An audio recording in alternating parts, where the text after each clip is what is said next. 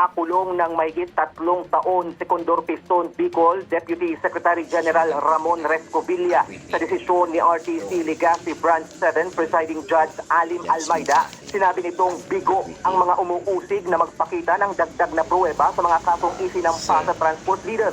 Hindi anya napatunayang nasa posesyon ni Rescovilla ang baril at granadang nakuha sa sling bag nito ng damputing na mga pulis sa barangay Kilicao, Daraga Albay noong 2020 sa bisa ng arrest warrant sa kasong pagpatay na nangyari umano sa Camarines Norte. Nakapagpiyansa si Rescovilla sa murder case noong 2023 kaya mula Camarines Norte Provincial Jail inilipat siya sa Albay Provincial Jail para sa paglilitis sa kasong illegal possession of firearms na noong ika-27 ng Nobyembre ay ibinasura ng korte. Ani Rescovilla sa paglaya sa gawa-gawang kaso noong December 4, tiwala siyang maibabasura rin ang kasong murder na hinaharap niya at ng ilang progresibong leader. Pero habang dinidinig, babalikan niya siya sa lansangan para ipanawagan sa Pangulo na itigil ang jeepney phase-out at public transport modernization program dahil pahirap ito sa mga tsuper at operator.